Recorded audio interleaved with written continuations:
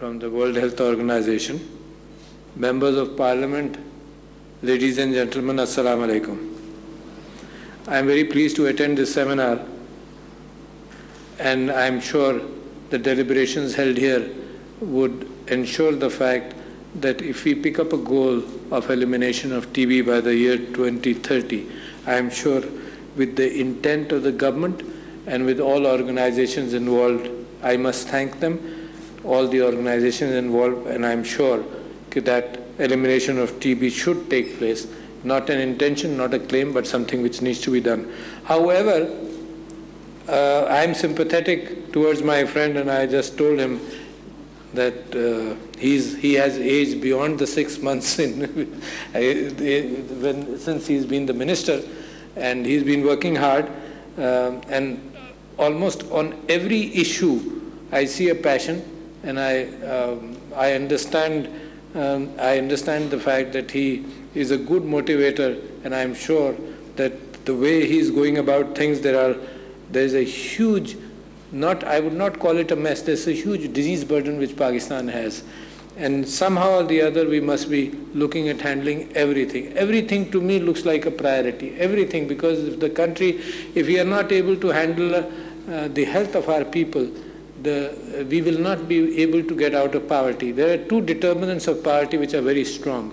And an example coming from China, that the Chinese people looked at education and health as the two main factors which took most of the people out of extreme poverty. In Pakistan too, because what happens is, and with the new health card scheme, I must congratulate the government for picking up that scheme of 700,000, the ability of a family to get treated either at a government hospital or a private sector hospital and have a cushion of 700,000 rupees in every year. I think that would lift the burden from every family, because I have seen families whose members have had any deadly disease or not even a deadly disease,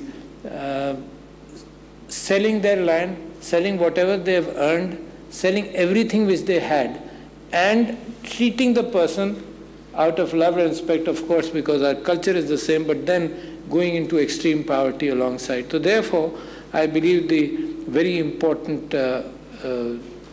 health card scheme, and the fact that unless we educate our people, we will keep on battling these two demons which will not allow us to progress.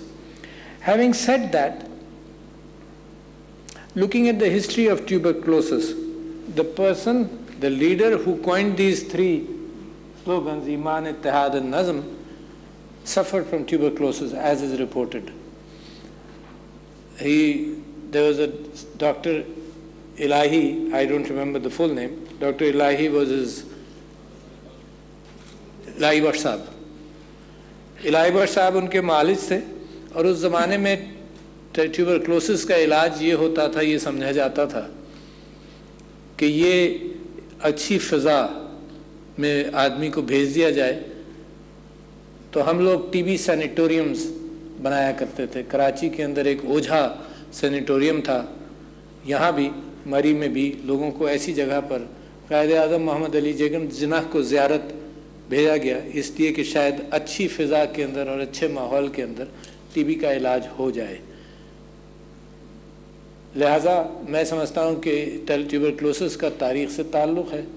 मैं आपको ये भी बताऊँ कि मेरे वालिद साहब जिनको ट्यूबरक्लोसिस नहीं था, उनको एक स्पाइनल इंजरी हुई और बड़े हेल्दी आदमी थे, and at the age of 83 उनको स्पाइनल इंजरी हुई. और जब हमने सर्जरी कराई, मैं अमेरिका में पढ़ता था उस ज़माने में वापस आकर सर्जरी कराई, तो किसी वजह से आज भी मैं इस बात पर मुताज्जिब हूँ कि अल्लाह ताला जब किसी चीज़ के किसी का वक्त लाता है तो वो पर्दा भी डालता है बहुत सारी चीज़ों में. आजकल अगर ये कोताही किसी से हो जाए तो उसको लोग उसके पीछे पड़ जाते हैं और टेलीविज़न का एक नज़ारा बन जाता है. मगर किसी वजह से जब उनकी बायोप्सी हुई ऑफ हिज स्पाइनल सर्जरी, उसके अंदर निकला कि ही हैड डेवलप हुआ after the injury, he had tuberculous meningitis. tuberculosis meningitis. اچھا, اور وہ کسی نے دیکھا نہیں. میں چلا گیا علاج کرا کر واپس امریکہ, اور مجھے جو ڈاکٹرز تھے وہ کہنے لگے کہ یار your father has lost the will to live. اور میں کہوں کہ نہیں یار, ان میں تو بڑی جان ہے زندہ رہنے کی. But anyhow, he was mashallah 83, اللہ تعالیٰ وقت لایا. So therefore in my personal life also, I believe کہ وہ ڈیزیز اگر ڈائگنوز ہو جاتی تو شاید پریونشن ہو جاتا, کچھ سال اور ان کو زندگی ملتی. مگر یہ کیفیت تو ہر گھر میں ہوگی جہاں پر ٹیوبرکلوسس ہے. ایک زمانے میں اس کا علاج مہنگا بھی تھا, اب کمبینیشن آف ڈرگس کے ساتھ اس کا کیا جاتا ہے تاکہ ڈرگ ریزسٹنٹ ٹیوبرکلوسس ہو, اس کا بھی علاج ہو جائے. 6,500 انہوں نے بتایا کہ فیسلٹیز ہیں جس میں پرائیویٹ سیکٹر بھی ہیں. یہ حکومت کے ساتھ ایک مسلسل ایک مشکل رہے گی جب تک معیشت, اور انشاءاللہ معیشت بہتر ہونا شروع ہوگی. جب تک معیشت بہتر نہیں ہوتی تو یہ 1.8% کا جو بجٹ ہے, جس کا یہ ہم رونا روتے رہیں گے کہ اس سے زیادہ بجٹ ہیلتھ ڈیزرو کرتا ہے, not only in percentage but in volume also. تو جب تک معیشت کے اعتبار سے ہمیں سب کو جو کوشش کرنی ہے اور حکومت کو کوشش کرنی ہے وہ اپنی جگہ پر, مگر کس چیز کو آپ ہینڈل کریں گے, لہٰذا پرائرٹیز کے اندر کھچاؤ ہوتا ہے, تناؤ ہوتا ہے. کوئی یہ بجٹ مانگتا ہے, کوئی کہتا ہے ڈیولپمنٹ کا بجٹ دے دو. تو اس اعتبار سے اور اس معنی کر کے میں سمجھتا ہوں کہ انشاءاللہ جیسے جیسے معیشت امپروو کرے گی تو یہ معاملات بہتر ہوں گے. مجھے خوشی بھی آج یہاں دیکھ کر کہ صوبائی حکومتوں کی بھی ریپرزنٹیشن ہے. کبھی کبھی اسلام آباد میں رہتے رہتے یہ خیال آنے لگتا ہے کہ بھئی اسلام آباد ٹھیک کر لو اور باقی خود ہی ٹھیک ہوتے رہیں گے, کیونکہ ڈیوالو سبجیکٹ ہے. مگر ڈیوالو سبجیکٹ کے اندر بھی لیڈرشپ عامر محمود کیانی صاحب کی ہیلتھ کے اندر رہے, and he is desperately concerned. جتنا میری ان سے ملاقات ہے, میری دوستی تو خیر بہت پرانی ہے, مگر جب سے یہ ہیلتھ منسٹر بنے ہیں تو انہوں نے سارے صوبوں کے اعتبار سے بہت کنسرن ہے. اور میں یہ بات جانتا ہوں کہ ماشاءاللہ جو پروونشل گورنمنٹس ہیں, کچھ کے منسٹر سے بھی میں واقف ہوں, اور منسٹرز کے اعتبار سے مجھے جو اندازہ ہوتا ہے وہ یہ کہ ہر جگہ پر ہیلتھ کی ایک کانشسنس ہے جس کے اعتبار سے کوششیں جاری ہیں. میں نے بھی ہر اعتبار سے کوشش کر رہا ہوں کہ ہیلتھ کو ہینڈل کیا جائے. اور کل اگر آپ میں سے کسی نے پڑھا ہو تو کل میں نے ایک خط کاؤنسل آف اسلامک آئیڈیالوجی کو بھی بھیجا. مگر اس سے پہلے میں ڈیزیز برڈن کے اندر آپ سے یہ بات کر لوں کہ پرائم منسٹر عمران خان صاحب کا پہلا پروجیکٹ ہیلتھ ریلیٹڈ تھا. اس کے بعد ان کی پہلی سپیچ پرائم منسٹر ہوتے ہوئے انہوں نے میل نیوٹریشن اور سٹنٹنگ کا ذکر کیا اور ایکس رے دکھایا. I don't think any prime minister in the world has done that until now. اتنی سیریس ان کو کنسرن تھی کہ ان کی پہلی سپیچ کے اندر انہوں نے سٹنٹنگ کے اعتبار سے ایکس رے دکھایا اور لوگوں کو بتانے کی کوشش کی کہ پرائرٹیز یہ ہیں. اور میں اس بات سے بھی پریشان ہوں کہ ڈائٹ چینج کے اعتبار سے یعنی میل نیوٹریشن اور سٹنٹنگ بھی کوئی ایسا مجھے نظر نہیں آ رہا کہ کوئی ایسا اس کا علاج ہو کہ جناب ہم یہ کر لیں گے تو فوراً ٹھیک ہو جائے گا, کیونکہ ڈائٹری ہیبٹس کو بھی مینیج کرنا پڑے گا. خاص طور پر میل نیوٹریشن جب سٹنٹنگ کی بات آتی ہے تو the first 1000 days since the mother's conception of the child until 1000 days بڑا ضروری ہے کہ ماں کو بھی اچھی غذا ملے. ماں اور بچی کلچر کے اندر سے شاید نگلیکٹڈ ہوتی ہوگی, ایک تو وہ بات ہے. دوسری بات یہ کہ ہمارے ہاں کچھ اور فگرز بھی آئے ہیں جن بچیوں کی یا عورتوں کی شادی 18 سال سے پہلے ہو جاتی ہے یا 16 سال کی عمر میں ہو جاتی ہے, تو یہ پتہ چلا ہے کہ تقریباً آن ایوریج وہ 6.5 چائلڈ برث ان کی ہوتی ہیں, اور جن کی 18 سال کے بعد ہوتی ہے آن این ایوریج ان کی چائلڈ برث جو 4 کچھ فگر ہے.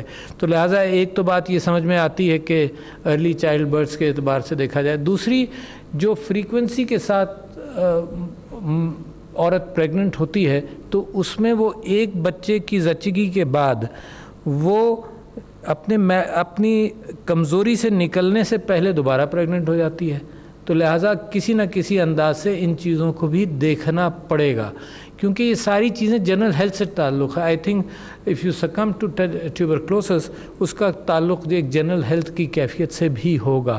تو بہت بڑا برڈن ہے, اس کو معمولی برڈن نہیں سمجھیے. یہ 40% اگر سٹنٹنگ ہے, یا بٹوین 35 and 40% پاکستان میں سٹنٹنگ ہے, اور میل نیوٹریشن کے فگرز ہیں, اینیمک عورتیں ہیں, تو کہاں کس انداز سے اس کو ہینڈل کیا جائے.